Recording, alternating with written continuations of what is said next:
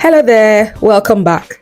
So in the coming weeks, we'll be talking about the different stages of child development. On today's series, we'll be talking about the cognitive development.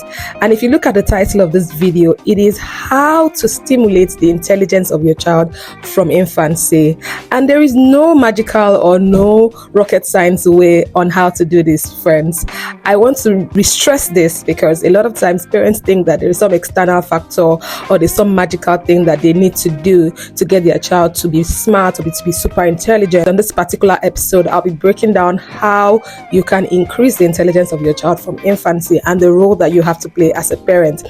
Before I go ahead, I like to also say that a lot of times parents do not understand the huge role. So the thing is, because we are in a society where we're expected to, get married or probably just procreate, have a child, and so people just do that for the sake of it, not for the main reason of having a child, which is to be able to guide a human to have an improved general overall experience as they grow into adolescence and then into adulthood. So it is very important because the state of your child is totally dependent in some ways on you as a parent, and you have a huge role to play. And a lot of times people lose touch of the main purpose of a thing, and so they must be able to be redirected on the importance and the relevance of that thing.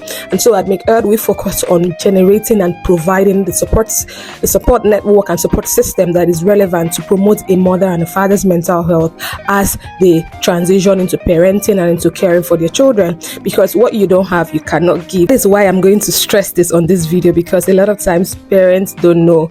So what are the ways that you can stimulate the intelligence of your child from infancy? Number one, you must realize that one of the most important thing that begins to develop as conception takes place is the brain. Yes, that is the first thing. And one of the things I always say in my career as a perinatal mental health professional for the last 6 years is that the brain development of a child begins at conception. That is the first thing that begins to develop. Yes, that is the first thing. It's the brain.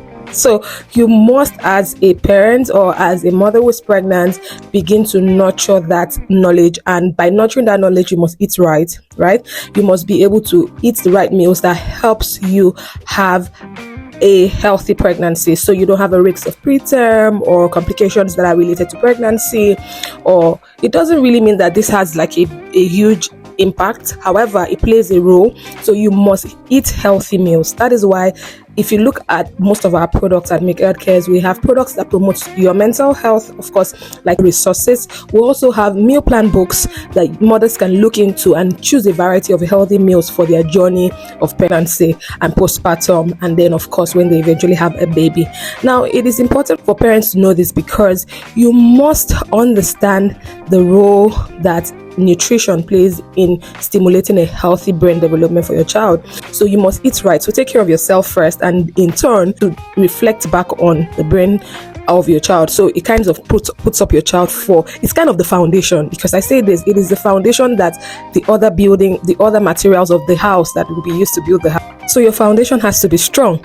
You must build a healthy foundation by making sure that you've prepared yourself pre-conception. Make sure that you're in a state of tranquility as a mother, a state of peace before you creep into pregnancy. And eventually in pregnancy, make sure that you surround yourself with the support system that you need to go through that process. In as much as you might have a seamless pregnancy, your mind needs to be in a state of peace, in a state of tranquility, in a state of support, in a state of connection, because we are built around connections. You must be able to put yourself through that experience for you to have an improved experience, and in turn have that same on your child. So number one, no rocket science, just eat healthy during especially when you have just discovered that you have conceived. The number two thing that parents need to realize also when you want to stimulate the intelligence of your child from infancy is to begin whatever it is that you want to start, engaging your child with early. For example, as a pregnant mother, you can start singing to your child when they're in the womb. You can play music, you can converse. I used to know this family whose father used to talk to the child when the child was in the womb actively, like actively every other day, so the fact that your child is not physically there yet doesn't mean that they are not part of the family at the time. So whatever it is you're doing around them is very important, and so you can start by actively engaging them. Not like you do it in a kind of a burdensome way, right? You do it when you remember. Say you create like a bedtime routine that okay, we read a bedtime story before we go to sleep. We play a certain kind of music before we go to sleep. When we are eating, we're talking about that we are eating. So when you're doing this, when your baby eventually comes, you can continue in that same routine and pattern. It will not be difficult for your child to adjust and learn on that journey. I'm so excited when I see parents being intentional in their journey of parenting, because you need to be able to be in a state of tranquility for you to be able to identify situation, for you to even know that, oh, I can hold my child's hand and let her knit with me as a fashion designer, because eventually the child might not be a fashion designer, but they've gotten a skill, right? A 3-year-old knitting already, that's something really nice and something really mind-blowing to watch. So you must find a way to do the handy things with them. And guess what? When I'm talking about 3-year-old, I'm not talking about, oh, you have to wait for your child to be 3 years. You must have started the playtime early enough, right? And during playtime, you can use that up, because children learn more when they play. So during those playtime, you take note of the words that you use, take note of the body language, take note of how you communicate with them, and that way they can start learning words. And before you know it, your child picks, because their brain is waiting to pick everything happening around their environment, and it picks it like this. So it is kind of waiting for all the information in the environment to get into their head. Like, it is that magical. It's waiting for all the information in the environment to get in. So you must take advantage of that time that their brain is all very empty and like a clean slate, and instill in them what you want. So you have a great role to play. There's no rocket science. There's no something happening somewhere that is going to happen for it to be different. You have to play that role to now put in the what it is that you need to see in your child, right? So you must understand this. Now, the fourth way to stimulate the intelligence of your child from infancy, you can choose to find out about educational toys that they can learn with, and you would still have to show them what those toys stands for, because doing it in time is very important. The major thing, if you don't take anything away from this video, is that time is a factor in this. So what time do you begin? You must begin at conception. Yes, you must. I'm sorry, there's no other way out. You must begin at conception. Start early, and it's easy for you to do that with them eventually as they become toddlers and adolescents, and then teenagers, adolescents, and then adults. It will help them grow in that. So another point that you must also realize is for you to reduce their screen time. You must be able to not allow them use screen times, because it does affect their learning capacity. You must allow them to engage with the environment and the things around them, because it promotes easy learning and it promotes easy intelligence. So you must understand that. Then one last point I like to drop for you as a parent is never compare your child with any other child, whether it's the children of your friends. Never compare your child with your own childhood, because now you're probably the person that's going to break the unhealthy parenting pattern that you experienced as a young person. So don't compare them. Your role is to step in and make sure that you give them a path that they can follow. So you're not going to ask your child to use the cutlery when you're not using one. You're not going to ask your child to go to bed by 9 p.m. when you are there still going around. So you kind of have to create a routine, right? And that routine, that's why I always say this: parenting is not an easy task. It's never easy. And so sometimes I advise parents, make sure you don't give birth to children more than you can care for, because each child requires a lot and a good amount of time for you to be able to influence them.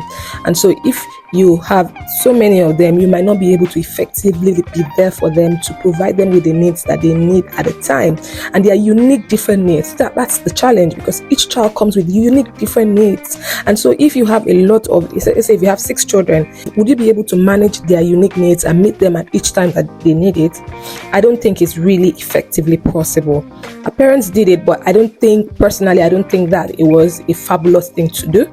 I think when you have a lesser amount of children, when you have lesser amount of children, you can be able to be there for them, meet their needs, and influence their lives as they grow and they become adults of the society. Not just that they will be intelligent, like book smart, not just that they'll be book smart or they'll be intelligent in school, they'll be life smart, they'll have good social skills, be able to connect with people, they'll be able to hold conversations, they'll be confident, because you have been there to guide them. You've showed them how to behave in situations where they need to exhibit confidence. You've showed them how to behave in very tough situations where people don't want to talk about. You've told them how to communicate. You've showed them how to deal with tough situations. You've allowed them learn on their journey. You've allowed them make mistakes and learn. You've allowed them understand that mistakes are okay. So imagine that you are creating that kind of positive environment for your child to grow in. We will not have the issues that we're having today in the world. We won't have the social advices that we're having today in the world, right? And I believe that a socially healthy and a mentally healthy, morally healthy society is possible. And that's why I'm committed to promoting the mental health of parents through my organization, Make Dad Cares. I hope you found this video useful. Share this to other parents that may need this and may find it useful. Thank you for watching up until this time. Right now, just hold on. Go to the link in our bio. You'll be able to find a list of wonderful resources that you can use as a parent from our recently launched book, Like Mother, Like Child. That book is one of the most amazing books I have ever written. You must go to that link right now. Look out for it. It will help you promote and re-engineer your mind to parenting easily and having an effective parenting. You can also check out our books, our meal plan book for African moms and baby that contains varieties of different meal types that you can choose as a pregnant mother, as a postpartum mother, and even when you're trying to wean your baby into solids. We find that book really useful. And for you as a parent who might be struggling on how to understand the parenting experience, the Understanding Child Caregiving book will help you take advantage of scenarios to parent in an effective way. I hope you found this video useful. Remember to share away and remember to give me a like and drop me a comment and let me know your thoughts in the comment section. I'll see you on the next. This is goodbye from me.